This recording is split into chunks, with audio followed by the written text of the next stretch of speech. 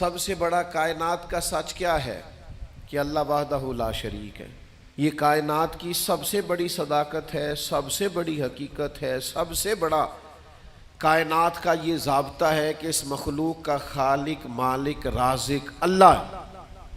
لیکن اللہ کہتا ہے ادعو الی سبیل ربک بالحکمہ، کسی کو اللہ کی طرف بھی بلاؤ نہ تو حکمت کے ساتھ بلاؤ، اللہ کے رستے کی بھی دعوت دو تو دانائی کے ساتھ دو، لوگوں کو اللہ کی جانب بھی بلاؤ تو تم معاملہ فہم بن کے بلاؤ۔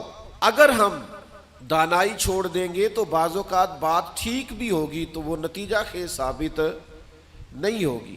وہ کسی نے کہا تھا بات اگرچہ بے سلیقہ ہو کلیم، پر بات کرنے کو سلیقہ چاہیے۔ آپ سلیقے سے بات کریں، معاملہ فہم۔ دیکھیں نا نبی پاک صلی اللہ علیہ وسلم نے فرمایا اپنی اولاد کی بھی عزت کرو۔ حضور کے مناسب میں سے ہے دانائی سکھانا، اپنی اولاد کو بھی اکرام سے پکارو، آپ ان کا نام بھی اچھے لہجے سے پکاریں، ان کے لیے بھی آپ کے لب و لہجے میں مٹھاس ہونی چاہیے۔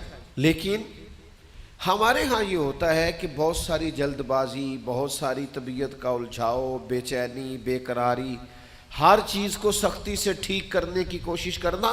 ہوتی ہیں بعض چیزیں بھی سختی سے ٹھیک، لیکن ساری چیزیں سختی سے ٹھیک نہیں ہوتی۔ آپ نہایت معاملہ فہمی کے ساتھ، نہایت تدبر کے ساتھ حضور لوگوں کو دین کی طرف بلاتے تو بڑے کمال انداز میں سرکار دعوت دیتے، اللہ کا پیغام دیتے تو اس میں اتنی مٹھاس ہوتی کہ دلوں میں بات گھر کر جاتی۔ کچھ لوگ کہتے ہیں جی، وہ ان کا اپنا فلسفہ ہے، کہتے ہیں جی میں چونکہ سچا ہوں اس لیے کڑوا ہوں، میں چونکہ سچ بولتا ہوں تو سچ کڑوا ہوتا ہے تو لہذا اس لیے میں لوگوں کو اچھا نہیں لگتا۔ تو میں ان سے کہا کرتا ہوں بھائی سچ نہیں کڑوا، آپ کا لہجہ کڑوا ہے۔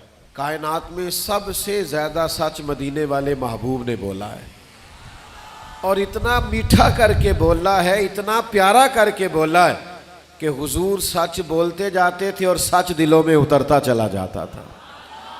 سچ بولیں لیکن خوبصورتی سے، لیکن محبت سے، لیکن دانائی سے۔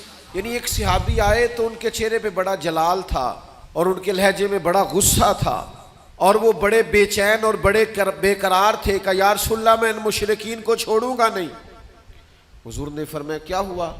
یا رسول اللہ وہ آپ کا نام بگاڑ کے لیتے ہیں، وہ بگاڑ کے نام لیتے ہیں اس لیے کہ وہ کہتے ہیں اگر ہم محمد مان لیں تو محمد صلی اللہ تعالی علیہ وسلم کا تو مان ہے جس کی بار بار تعریف کی جائے، تو وہ نام بگاڑ کے لیتے ہیں اور نام بگاڑ کے آپ کو برا بھلا کہتے ہیں۔ تو سرکار مسکرائے، فرمایا پتہ نہیں وہ کس کو برا بھلا کہتے ہیں، پتہ نہیں وہ کس کا نام بگاڑتے ہیں، مجھے تو اللہ نے محمد بنا کے بھیجا ہے۔